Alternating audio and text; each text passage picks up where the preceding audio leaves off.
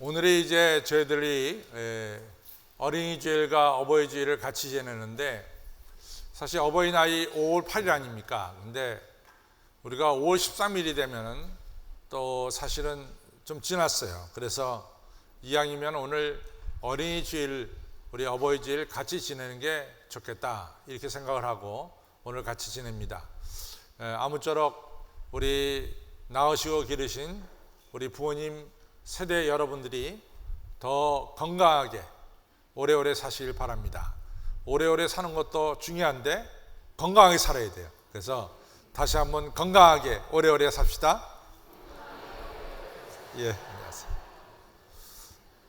오늘은 이제 존귀한 자녀라는 제목 가지고 말씀을 좀 전하겠는데, 제가 이제 성경부를 가르치는 곳에서 어느 분이 이제 의사 선생님인데, 이분이 아주 성경을 굉장히 열심히 공부하시는 분 중에 한 분입니다. 그분이 저한테 찾아와서, 목사님, 사실은 제가 이걸 공개적으로 질문하기에는 조금 쑥스럽고 그래서 그러는데, 제가 목사님 좀 한 가지 질문하겠습니다. 그래서 아주 제가 밥 먹는 자리에 와서 질문했어요. 질문이 뭐냐면은, 왜 창세기, 출애굽기, 레위기, 민수기, 신명기를 가르쳐서 모세오경이라고 부르느냐라는 얘기입니다. 거기에는 이분이 의문을 품고 있는 게 한 두 가지가 있는데, 사실 모세가 언제 그 창조의 모든 것을 봤냐 이거죠. 그것이 첫 번째고, 두 번째 이분의 질문은 신명기 34장이 끝이거든요. 근데 신명기 34장에 보면 모세는 벌써 죽었어요. 그 다음에 이제 글이 또 쓰여졌단 말이죠. 근데 모세가 죽은 뒤에 글을 어떻게 쓰냐? 신명기 34장 뒤에 보면은 모세가 죽은 뒤에 이야기가 나오는데, 그 도대체 어떻게 된 얘기냐? 근데 왜 목사님들은 창세기, 출애굽기, 레위기, 민수기, 신명기 5권을 가르쳐서 모세오경이라고 이렇게 가르쳐 주시는지 잘 모르겠다. 그것을 좀 설명해 주십시오. 그래요. 여러분들 이탈리아 가보시면은, 이탈리아의 로마에 도착하면은 로마 공항이 있습니다. 메인 공항, 중심 공항이 있죠. 로마 시에서 떨어진 공항이 아니라 로마 메인 공항이 있습니다. 우리나라 말하면 지금은 인천공항이 메인 공항이죠. 김포는 그 다음에 두 번째 공항이고, 서울공항은 세 번째 공항이 되겠죠. 그 로마의 중심되는 공항, 그 공항의 이름이 뭡니까? 로마 시내에 떨어졌을 때 도착한 그 공항의 이름, 아니 모르세요? 파리의 공항 이름 뭐예요? 샤를 드골 공항이야. 그 드골이 그 공항 만들었나? 로마에 있는 공항의 이름은 레오날드 다빈치입니다. 레오날드 다빈치 공항이에요. 레오날드 다빈치가 그 공항 만들었나요? 안 만들었습니다. 근데 이탈리아 사람들이 생각하기에 이탈리아가 자랑스럽게 내놓을 수 있는 인물이 아마 레오날드 다빈치다, 이렇게 생각을 했던 것 같아요. 그래서 로마의 인문인 바로 로마 공항 이름을 레오날드 다빈치라고 줬습니다. 프랑스 파리에 있는 공항은 샤를 드골 공항입니다. 드골이 세운 것도 아니에요. 드골 이름을 붙인 거죠. 또 뉴욕에 있는 중요한 공항이 JF 케네디 공항이거든요. 이처럼 자기들이 생각하기에 중요한 인물을 그 이름을 갖다가 붙여놓은 거죠. 그런데 이 모세의 경우는 좀 더 특별한 게 뭐냐면, 모세는 시내산에서 실제로 율법을 받았어요. 모세가. 그래서 창세기, 출애굽기, 레위기, 민수기, 신명기를 가르쳐서 우리가 율법서라고 부르거든요. 그래서 모세가 직접 율법도 받았기 때문에 이 창세기, 출애굽기, 레위기, 민수기, 신명기 율법서를 모세오경이라고 부르는 게 좋겠다. 그래서 이제 모세라는 이름이 붙여졌어요. 여러분, 구약에 아브라함도 있고 다윗도 있고 모세도 있고 많은 인물이 있지만은 이 중요한 율법서의 이름을 모세오경이라고 붙인 데는 모세가 대단한 인물이라는 것을 갖다가 반증하는 거죠. 그런데 구약을 보면은 구약이 3등분이 되어 있거든요. 그래서 가운데 핵이 있고 코어라 그러죠. 그 핵 바로 코 둘레에 또 동그라미가 있고, 그 첫 번째 핵, 두 번째 동그라미, 끝에 세 번째 동그라미가 이렇게 그려질 수 있습니다. 그래서 이제 구약을 우리가 3등분으로 나누는데, 그 가운데 부분에 있는 부분이 뭐냐? 이것이 모세오경이에요. 아주 구약의 핵심이죠. 그러니까 그 다음에 예언서고, 그 다음 맨 끝에를 우리가 성문서라고 불러요. 시편, 잠언, 전도서, 아가서, 이런 이 시의 이런 것을 우리가 성문서라고 부르죠. 근데 가장 핵, 이 코어를 가리켜서 모세오경이라고 부릅니다. 근데 왜 모세가 이같이 유명한 분이 됐느냐? 먼저 우리가 전에 제가 잠깐 말씀드렸지만은 신명기 34장이 끝장이거든요. 그런데 10절에 보면은 모세가 죽은 다음에 모세와 같은 이가 이 땅에 태어나지 않았다 그랬어요. 모세 전에도 모세 후에도 모세 같은 이가 없었다. 모세는 하나님이 대면하여 알던 자다 말이에요. 하나님이 모세를 직접 얼굴을 대고 알던 자다, 그렇게 얘기합니다. 또 민수기 12장에 가서 보면은 내가 다른 선지자들, 뭐 엘리야나 에스겔이라든가 이런 다른 선지자들에게는 내가 꿈으로 혹은 이상으로 나의 뜻을 전했지만은 내가 모세에게는 직접 명확한 말로 내가 모세에게 하나님의 뜻을 전했다. 왜냐하면 모세는 하나님의 집에 충성된 종이니라, 그렇게 얘기하고 있습니다. 그러니까 모세는 하나님과 대면하던 자였고, 또 하나님께서 모세에게는 하나님의 뜻을 꿈이나 이상으로 전하지 않고 직접 말씀으로 전했다, 그 말이죠. 그리고 모세는 하나님의 영상을 본 자다, 이렇게 말씀하고 있어요. 출애굽기 33장에 가서 보면은 모세는 하나님께 은총을 받은 자고, 내가 모세를 개인적으로 내가 그 이름을 안다, 이렇게 말씀하고 있습니다. 이처럼 모세는 정말로 하나님께서 특별하게 사랑하신 분입니다. 근데 사실은 이런 모세가 태어날 때는 참 어려운 환경에서 태어났어요. 우리가 알다시피 모세는 이스라엘 사람이지만 이스라엘 땅에서 태어난 분이 아니라 어디서 태어났냐면은 애굽 땅에서 태어난 분이죠. 외국에서 태어난 분입니다. 그때 이스라엘 사람들이 애굽 땅에서 400년 넘게 노예 생활을 하고 있던 때에 모세가 태어났어요. 그때 애굽이란 큰 나라 속에는 이스라엘 사람들처럼 외국인 노동자로 와서 사는 사람들이 상당히 많았습니다. 근데 그 숫자가 점점 많아지는 거예요. 우리나라에 지금 5천만 인구 속에서 외국인 노동자가 뭐 어떤 분들은 한 500만 된다 그러고 어떤 분은 한 200만 된다 그러고 그렇게 말씀하세요. 그런데 이제 중요한 사실은 뭐냐? 만약에 우리나라 5천만 남한 인구 중에 외국인 노동자, 외국인에서 와서 사시는 분들이 2천만, 3천만이 된다 그러면은 아마 여러분이나 저나 생각을 좀 달리 할 거예요. 우리가 계속해서 외국인들이 우리 땅에 와서 살도록 이렇게 허락을 할 것이냐, 이런 문제를 아마 한국 정부가 심각하게 논의할 것입니다. 마찬가지로 애굽 땅에도 이 외국인 노동자, 히브리 족속들이 계속해서 늘어갔단 말이죠. 그러니까 애굽을 다스리는 왕을 가리켜서 우리가 바로라고 그러거든요. 바로가 왕이란 뜻입니다. 이 바로가 생각하기를 더 이상 애굽 땅의 외국인 노동자 숫자가 늘어나서는 안 된다. 이것을 줄이면 줄였지 더 늘어나게 해서는 안 되겠다, 이런 생각이 든 거죠.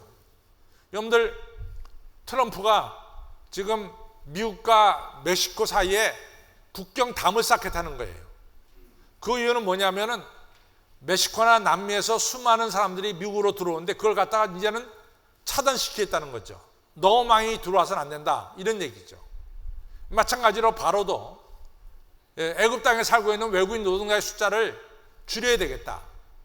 그리고 내놓은 정책이 뭐냐면 외국인 노동자들에게 평상시보다 배나 더한 노동을 시켜서 외국인 노동자들이 집에 들어가면 지쳐가지고 이같이 외국인 노동자의 숫자가 늘어나는 것을 갖다가 이제는 스탑시키든지 아니면 줄이든지 해야 되겠다.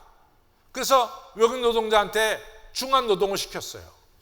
근데 출애굽기 1장에 보면은 외국 노동자들이 중한 노동을 고역을 하면 할수록 더욱더 생육하고 번성하더라. 그렇게 나오고 있어요. 그러니까 첫 번째 바로의 정책은 성공하지 못하고 실패한 거죠. 그러니까 바로가 두 번째 정책을 핍니다. 두 번째 정책은 뭐냐면은 히브리 사람들, 외국인 노동자들이 아기를 낳을 때 남자 아이는 무조건 죽이고 여자 아이는 살려라, 이런 정책이었어요. 그래서 아기를 받는 사람 갖다가 우리가 전에는, 지금은 산부인과에서 받지만은 옛날에는 뭐예요? 다 산파들이 받았잖아요. 그 산파를 불러다가, 히브리 산파를 불러다가 히브리 여자가 아기를 낳으면은 남자아이는 무조건 죽여라, 이런 거예요. 그런데 히브리 산파들이 남자아이를 안 죽입니다. 그래서 바로가 불러다가 왜 안 죽이냐 그랬더니 산파가 대답하기를, 히브리 여자들은 건강해서 산파가 그 집에 도착하기 전에 이미 해산을 했습니다. 그러니까 죽일 수가 없었습니다. 그렇게 얘기한 거죠. 그러니까 바로가 생각하기에 히브리 산파는 외국인 노동자니까 이 외국인들이 끼리끼리 서로 이같이 서로 돕는구나, 이렇게 생각이 들었어요. 사실은 산파들은 바로의 명령보다는 하나님을 두려워해서 생명을 살린 거예요. 성경은 그렇게 말씀하고 있습니다. 그러니까 두 번째 정책도 실패했죠. 세 번째 정책이 뭐냐? 이번에는 애굽 사람들을 이같이 이 일꾼으로 들었습니다. 자기 신민들을 불러다가, 자기 백성을 불러다가 당신들이 감시자가 되시오. 그래가지고 히브리 여인이 남자아이라면은 무조건 하수에 던져버리십시오. 강물에 던져버리라, 이렇게 명령을 내린 거죠. 모세가 언제 태어났느냐? 이 세 번째 명령이 떨어졌을 때 태어났어요. 모세는 히브리 여인이 아들을 낳으면 그 아들이 살 수 없을 그런 환경 속에서 모세가 태어났습니다. 그러나 알다시피 이 모세는 잘 자라나가지고 이스라엘 백성들을 애굽에서 출애굽시키는 이러한 위대한 지도자가 됐습니다. 제가 조금 전에도 말씀드렸듯이 구약 성경의 핵심이 창세기, 출애굽기, 레위기, 민수기, 신명기 이 5권의 율법서인데, 율법서의 이름을 모세오경이라 부를 정도로 모세는 너무나 존귀하고 그리고 훌륭한 인물로 이 성장했던 것을 알 수 있습니다. 사실은 이제 어느 목사님이나 마찬가지지만은 제 마음속에는 늘 이런 꿈이 있어요. 우리 한신교회 울타리에서 자라나는 우리 아이들이, 또 우리 청년들이 정말로 이 땅과 세계에서 하나님의 뜻을 이루는 존귀한 인물들이 많이 자라나기를 간절히 바라는 마음이 있습니다. 그래서 제 기도 속에는 빠지지 않아요. 하나님, 우리 한신교회 교회학교를 통해서, 청년을 통해서, 한신유치원을 통해서 자라난 아이들이 아버지 하나님 이 땅과 세계에 존귀한 인물이 되게 하여 주옵소서. 이것이 간절한 소원입니다. 여러분들의 자녀들도 모세처럼 다 존귀하게 쓰임받는 자녀가 되기를 원치 않으십니까? 다 원할 줄로 믿습니다. 여러분과 아들, 딸들이 다 이 땅과 세계에서 존귀하게 쓰임받는 아들, 딸이 되기를 원할 줄로 믿습니다. 그런데 모세가 존귀한 자녀가 된 것은 그냥 스스로 된 것은 아닙니다. 잘 보면은 모세의 부모의 역할이 대단했습니다. 그래서 오늘 모세가 존귀한 자녀가 되는데 부모의 역할을 우리가 살펴보면서 여러분과 저가 부모로서 우리 자식을 키우는데 우리의 역할도 다시 한번 생각하는 이런 귀한 시간 되기를 주님의 이름으로 부탁을 드립니다. 첫째는 모세의 아버지 이름이 아므람이에요. 어머니의 이름은 요게벳입니다. 저 따라서 모세의 아버지의 이름은 아므람, 어머니는 요게벳, 아므람과 요게벳입니다. 근데 이 요게벳이 임신한 거예요. 그리고 태어난 아들이 아들이었어요. 근데 이 아들이 태어날 때는 이 아들을 강물에 던져야 되는, 죽일 수밖에 없는 이런 어려운 상황 속에서 모세가 태어났어요. 근데 모세 아버지 어머니는 이 아들을 믿음으로 받았다 이렇게 했어요. 믿음으로 이 아들을 받았다는 거예요. 도대체 모세의 엄마 아빠가 모세가 태어날 때 모세를 믿음으로 받았다는 뜻이 뭐냐? 이것이 중요합니다. 모세 아빠 엄마가 아마 이런 생각도 할 수 있을 거예요. 야, 하필이면 너 왜 이때 태어났냐? 이때 태어나면 너 알잖니? 지금 다 가수에 던져버릴 수밖에 없잖아. 너 왜 이때 태어났냐 말이지. 그러면서 아이를 보고 긴 한숨과 또 상당히 걱정과 두려움을 품을 수도 있었을 거예요. 그런데 성경은 모세 아버지 어머니는 믿음으로 모세를 받았다 이렇게 얘기합니다. 여기서 믿음이란 뭐냐 이거죠. 여러분들, 아브라함과 사라가, 아브라함 나이 100세, 사라 나이 90세에 이삭을 낳았어요. 그 이삭은 무슨 아들이라고 불러요? 믿음의 아들. 또 이삭을 뭐라고 불러요? 하나님의 선물로 보는 거죠. 그렇습니다. 사무엘상 1장에 보면 한나라는 여자가 아기를 못 낳아. 그래갖고 성전에 올라가서 울면서 기도해서 아기를 낳았어요. 그 아기의 이름이 뭡니까? 사무엘이지. 사무엘은 뭡니까? 믿음의 아들이죠. 사무엘은 뭐예요? 하나님의 선물이에요. 여기서 모세 아버지 어머니가 믿음으로 모세를 낳았다는 것은 모세를 볼 때 이거는 하나님이 주신 선물이다 이렇게 받은 거예요. 하나님이 주신 선물이다. 여러분의 아들 딸들은 다 누굽니까? 하나님이 주신 선물이에요. 하나님이 주신 선물이에요. 제가 아는 남자분이 한 분 계시는데, 부부가 있는데, 이분이 딸을 1, 2, 3, 세 딸을 낳았어요. 그런데 이분이 5대 독자라고. 그러니까 아들을 꼭 낳아야 돼. 1, 2, 3 낳고 아들을 꼭 낳아야 돼. 그래가지고 어느 날 꿈을 꾸니까 자기 아내가 아들을 품고 있는 꿈을 꿨어요. 그래갖고 이 네 번째는 틀림없이 아들을 주실 거다 했고, 네 번째가 임신이 됐습니다. 이분이 그 다음부터는 이 병원에 가서 아이의 성별도 따지지 않았어. 무조건 아들이다 생각하고선 성별도 따지지 않았다고. 그리고 네 번째 아이를 낳았는데 딸이야, 딸. 그 다음부터 이 아버지가 술 고래가 됐어. 이건 잘못된 거야. 이게 잘못된 거라 이거지. 여러분과 저가 낳은 자녀는 누구의 자녀야? 하나님의 자녀. 누구의 선물이야? 하나님의 선물. 그 아이가 남자든 여자든 관계없어요. 그 아이는 다 뭐예요? 하나님의 선물. 이게 믿음이라. 믿음의 사람은 오늘 여러분들의 자녀가 다 하나님이 주신 선물임을 믿는 것이 믿음의 사람입니다. 여러분들의 자녀가 하나님의 선물입니까? 그럼 믿음이 있는 거예요. 여러분들이 뭐 어쩔 수 없이 난 아들과 딸입니까? 그렇게 생각하면 여러분들은 믿음이 없어. 우리의 자녀는 하나님이 주신 선물입니다. 이것을 분명히 믿으시기 바랍니다. 하나님의 선물은 누가 책임져? 하나님이 책임지는 거야. 우리 아들, 딸은 하나님이 책임져요. 걱정하지 마십시오. 하나님이 책임집니다. 하나님이 책임집니다. 저희 어머니가 글쎄 7째를 낳았어요. 7째. 제 막내 동생은 저하고 18살 차이가 나. 18살. 걔는 날 보면 아버지처럼 느껴. 형이 하도 나이가 많아가지고. 그래갖고 그 시대에 아들, 딸이 7이 되니까 다들 걱정들 하지 않겠어요?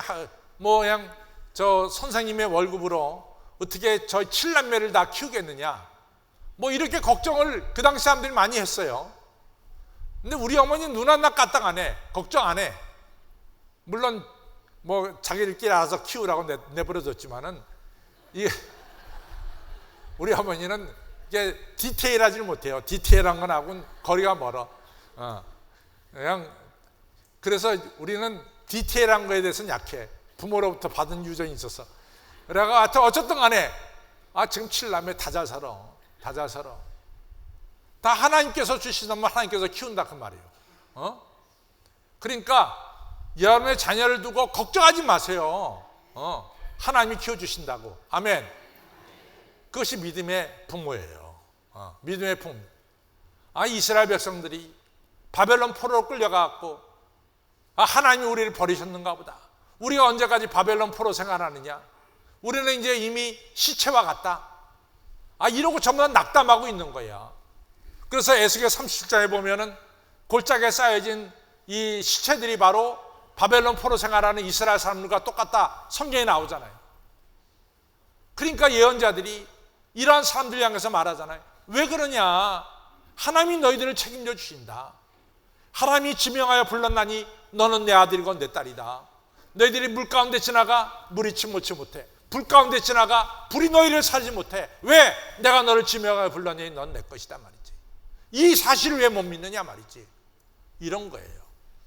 사랑하는 성도 여러분, 여러분의 자녀가 하나님의 선물임을 믿는 사람이 믿음의 사람이고, 하나님의 선물이기 때문에 하나님께서 책임져 주실 것을 믿는 사람이 믿음의 사람들입니다. 꼭 믿음의 사람들이 되시기를 주님의 이름으로 축원합니다. 모세 부모가 두 번째로 모세를 볼 때 아름다운 아이임을 보고 그랬어요. 여러분들 애기치고 아름답지 않은 아이가 있을까요? 우리가 아기를 가지고 아름답다고 말할 때 외모를 두고 말합니까? 어린아이 자체가 아름답습니까? 외모를 두고 얘기하는 게 아니에요. 아기들 낳으면은 처음 낳으면 뭡니까? 다 어머니 모태에서 나왔기 때문에 얼굴이 부어 있을 수도 있고 뻘겋게 돼 있을 수도 있고 머리카락도 없을 수도 있고 어떤 아이는 머리카락이 있고 나오지만은 우리 아이들 보면은 지금 어른들을 기준으로 해서 아이들을 보면 아이들이 예쁘게 생겼다 아름답다 그런 차원이 아니라고. 아기니까 예쁘고 아름다운 거야. 근데 모세 아버지가 모세를 아름답다고 말한 것은 여기엔 중요한 뜻이 있어요. 무슨 뜻이 있냐? 얘를 향한 하나님의 섭리와 계획이 있다는 거야. 우리 아이를 향한 하나님의 섭리와 계획이 있다는 거죠. 성도 여러분, 여러분의 아들, 딸을 위한 하나님의 계획이 있습니다. 하나님은 우리 아이를 그냥 이 땅에 보내지 않았어요. 하나님께서 다 계획을 세우고 여러분의 아들, 딸들을 이 땅에 보내신 거예요. 모세의 부모는 그걸 알았어요. 비록 모세가 험악한 시절에 태어났지만은 죽을 수밖에 없는 시절에 태어났지만 하나님이 주신 선물이고 이 아이를 향한 하나님의 계획이 있음을 모세는 알았어요. 그래서 이 아이를 하나님의 뜻대로 키우기로 모세의 부모는 작정한 거죠. 성도 여러분, 시편 139편에 뭐라고 말씀하냐? 여러분과 저가 어머니 모태에서 형질이 이루어지기 전에 이미 하나님께서 여러분과 저의 미래를 계획하셨다라고 말씀하고 있어요. 하나님은 우리 아이에 대한 분명한 계획이 있으시고 그 계획대로 하나님은 우리 아이를 키워나가실 것입니다. 그러니까 우리 아이를 하나님의 뜻대로 키워야 돼요. 하나님께서 계획대로 이제 우리 아이를 자라게 하실 거니까 하나님의 뜻대로 키워야 돼요. 도대체 하나님의 뜻대로 키운다는 게 뭐냐? 하나님 말씀대로 키우는 거죠. 성경 말씀대로 키우는 거죠. 마가복음 6장에 보면요, 중요한 사건 두 사건이 나옵니다. 아주 대조적으로 나오는데 마가복음 6장을 딱 펼쳐보면 첫 번째 나오는 사건이 세례 요한, 헤롯 이 이야기. 이 헤롯이 자기 동생 빌립의 아내를 헤로디아를 자기 부인으로 삼았어요. 그걸 갖다가 세례 요한이 잘못된 거다 얘기를 했어요. 그렇지만은 헤롯은 세례 요한을 죽이려고 하지 않았습니다. 그런데 헤롯의 생일이 된 거예요. 헤로디아가 데리고 온 딸, 헤롯이 난 딸은 아닙니다. 헤로디아가 데려온 딸이야. 이 딸의 이름이 살로메야. 이 살로메가 자기 의붓 아버지 스테파더죠. 자기를 낳은 아버지는 아니죠. 자기 의붓 아버지 생일에 아주 춤을 잘 췄어요. 의부 아버지 헤롯이 너무 기뻤어. 그래서 자기가 난 딸은 아니지만 이제 자기 부인의 딸이니까 데려다가 살로메야, 너 원하는 게 뭐냐? 너 원하는 건 나라 절반이라도 내가 주겠다. 이렇게 된 거죠. 이 살로메가 누구한테 갔어요? 자기를 낳은 어머니 헤로디아한테 갔어요. 어머니, 지금 아버지께서 나라의 절반이라도 주겠다고 저한테 약속했습니다. 제가 아버지한테 무슨 선물을 요청하면 되겠습니까? 이렇게 물어봤다고. 그때 헤로디아가 이 자기 딸 살로메에게 한 말이 뭡니까? 뭐요? 세례요한의 머리를 달라고 그랬어. 세례요한의. 사람을 죽여서 그 머리를 달라고 그랬다고. 엄마가 자식에게 가르친 게 뭐냐? 사람 죽이는 거를 가르친 거야. 그것이 헤로디아가 자기 딸 살로메에 가르쳐준 교육이에요. 꼭 조금 나가다 보면은 마가복음 6장 나가다 보면 뭐가 나오냐? 예수님이 5,000명도 더 되는 사람들을 들판에서 복음을 전했어요. 아침부터 저녁까지 굶었어. 예수님은 이 사람들을 그냥 굶은 채로 보낼 수가 없다고 생각하고 제자들에게 먹을 것을 구해오라 그랬어요. 그때 어린아이가 예수님께 뭘 가져왔습니까? 보리떡 5개와 물고기 2마리 가져왔어요. 이 어린아이가 이 음식을 가져올 때 어린아이 스스로 가져왔을까요? 아닙니다. 그 어린아이는 그날 예수님께서 말씀을 전하는 그 장소에 자기 아버지 어머니 손 붙잡고 거기 온 거야. 아버지 어머니가 말했습니다. 야, 우리는 이 오병이 여러 먹을 게 있지만은 이 다른 사람들은 다 굶지 않느냐? 우리만 먹을 수 없다. 그러니까 우리 함께 뭐 얼마 안 되지만 나눠 먹을 수 있도록 이것을 예수님께 좀 갖다 드려라. 이렇게 된 거예요. 이 어린아이의 아빠 엄마는 어린아이한테 함께 사는 법을 가르쳐 준 거예요. 우리만 사는 것이 아니라 너하고 나만 사는 것이 아니라 우리가 함께 살아가는 이 사는 법을 가르쳐 준 거예요. 하나님이 우리를 살기 위해서 독생자를 십자가에 달려 죽게 했듯이 우리가 함께 사는 법을 이 아빠 엄마, 어린아이 아빠 엄마가 가르쳐 준 거죠. 교육이 분명한 차이가 납니다. 이 헤로디아는 자기 딸에게 사람을 죽이는 것을 가르쳤고 이 소년의 아버지 엄마는 함께 사는 법을 가르쳤습니다. 어느 것이 하나님의 뜻입니까? 사랑하는 성도 여러분, 우리 자녀를 생명을 살리는 거로 가르쳐 주시길 바랍니다. 부모의 교육이 중요해요. 여러분과 저가 어떤 교육을 시키냐? 너무 중요합니다. 여러분 아시다시피 에릭슨이라고 하는 분이 히틀러의 어린 시절에 대한 글을 썼어요. 왜 히틀러가 저렇게 됐을까? 히틀러의 아버지는 술주정뱅이에요. 매일같이 술 먹고 들어와서 집에 오면 부인 때리고 애들 때려. 매일같이 술 먹고 들어왔어. 그러니까 이 히틀러의 엄마는 그 남편이 싫은 거야. 그래갖고 옆집에 사는 유태인하고 눈이 맞아갖고 유태인하고 바람났어. 그 밑에 자라난 게 히틀러라고. 히틀러가 얼마나 폭력적이고 히틀러가 얼마나 유태인들을 미워했습니까? 누가 히틀러를 그렇게 만들었냐고? 히틀러의 아버지요, 히틀러의 엄마입니다. 여러분과 저가 굉장히 중요해요. 여러분과 저는 오병이어의 이 가지고 예수님께 나간 소년처럼 우리 자녀들을 하나님 말씀으로 생명을 살리는 교육을 여러분과 저가 하시기를 주님의 이름으로 축원합니다. 우리가 정리할 게 있어요. 우리들의 자녀는 하나님 주신 선물이다. 그렇죠? 우리의 자녀는 하나님께서 책임져 주신다. 우리의 자녀를 향한 하나님의 계획이 있다. 그래서 하나님의 뜻대로 우리 자녀를 키우시는 여러분과 저가 되기를 바랍니다. 모세의 부모의 두 번째 특징은 뭐냐? 모세의 부모는 담대했어요.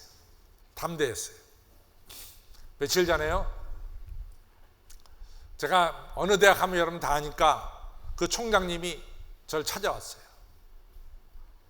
그래서 지금 학교에서 이분이 총장이 된 지 얼마 안 됐어요. 너무 어렵다는 거야. 목사님 정말 힘듭니다. 그러면서 이제 자기 사정을 얘기해. 내가 들어보니까 이 전번 총장에 있을 때 일했던 사람들이 쫙 있을 거 아니에요. 그리고 전번 총장이 자기가 물러가면서 추천한 총장 후보가 있어. 그 사람은 총장이 안 되고, 전번 총장이 추천하지 않은 사람, 이 사람은 되면 안 되겠다고 생각한 사람이 이번에 총장이 됐어. 그러니까 학교에서 일하는 모든 직원들이 전번 총장하고 다 관계돼. 이 사람은 관계가 안 돼. 그러니까 이 사람이 총장이 되니까 학교 직원들이 말을 안 들어. 총장이니까 네 하고 하지만 말을 안 듣는 거야. 내일까지 교육부에다 어떤 서류를 제출해야 되니까 그 서류를 다 준비하십시오. 했더니 직원들이 예, 준비하겠습니다. 근데 내일 준비하는데 오늘 서류 가져오라니까 아무것도 안 해놓은 거야. 그 총장이 얼마나 열이 나겠냐고. 그러니까 이거 왜 그러냐? 이 직원들이 총장 골탕 먹이는 거지. 새로운 총장 골탕 먹이고, 그 다음에 이 직원들이 새로운 총장 길들이는 거지. 자기들 말 듣도록. 세상이 그래요. 말 잘 안 들어. 그러니까 이 총장이 우라통이 터져가지고, 목사님 이거 뭐 돌겠습니다. 그래. 그래서 내가 듣고 있다가 담대해라.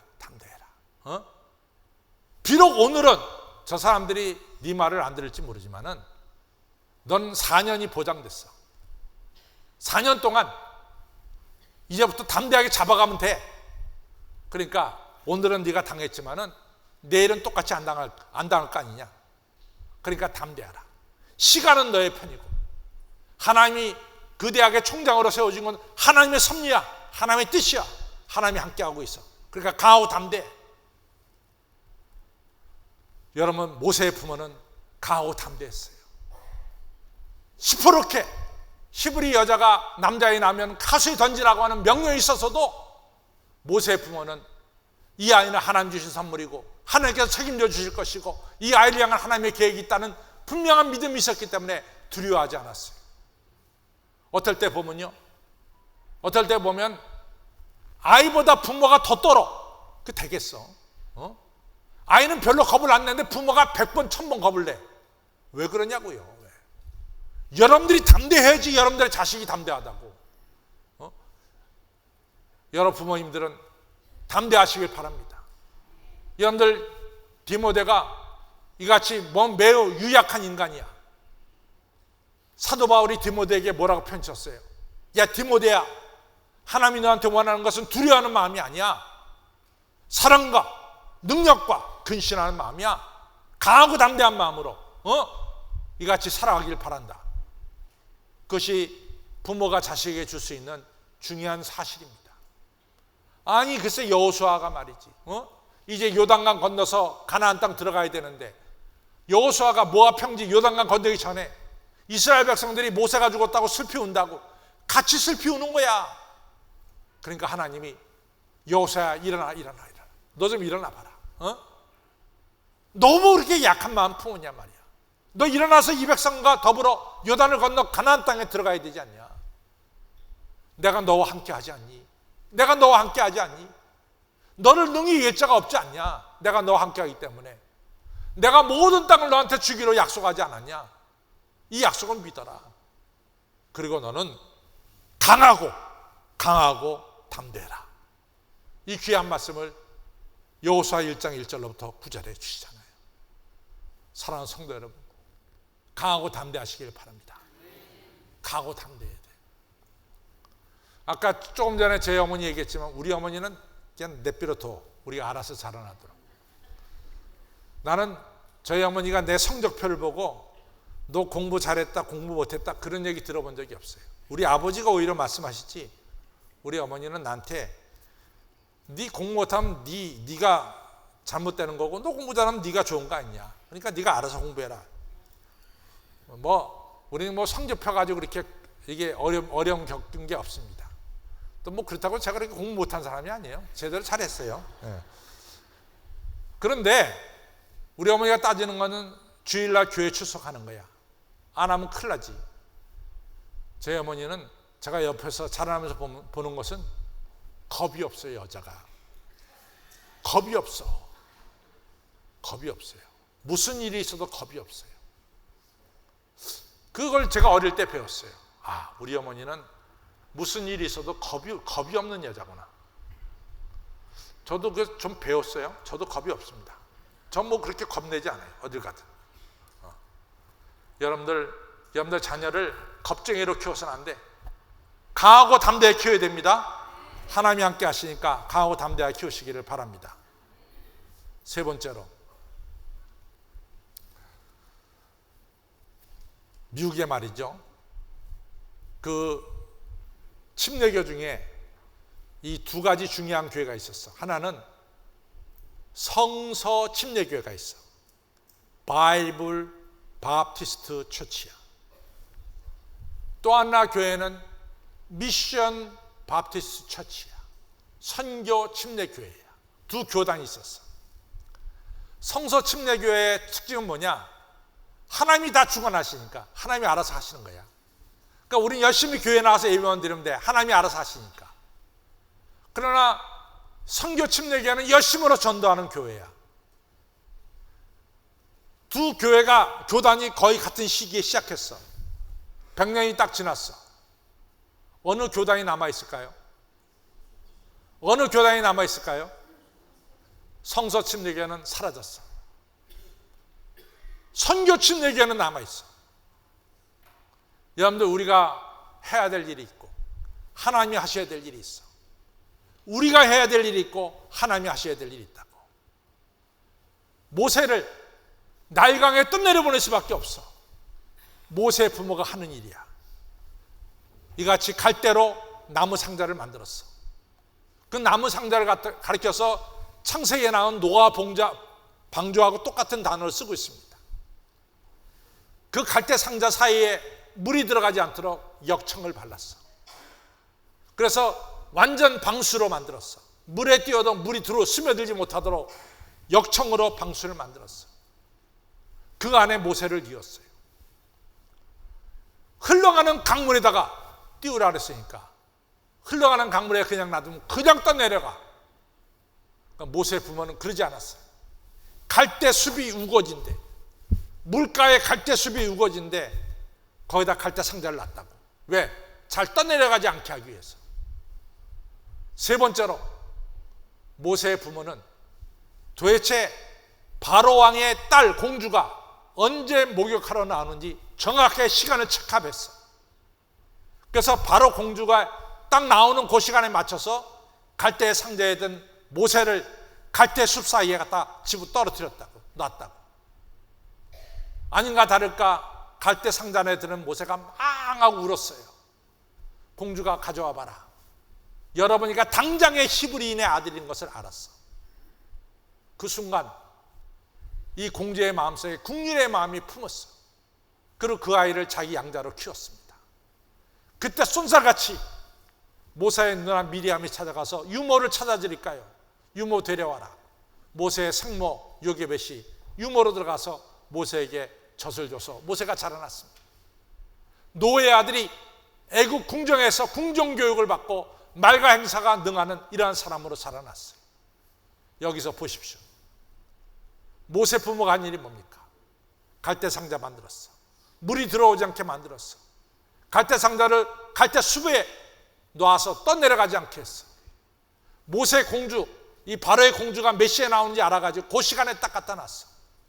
여기까지가 모세의 부모가 한 일이야. 그 다음에 공주가 모세를 보는 순간 국률의 마음을 품게 한 건 누가 한 일이야? 하나님이 하신 일이야. 우리의 일에는 다 똑같아. 우리가 할 일이 있고 하나님이 하실 일이 있어요.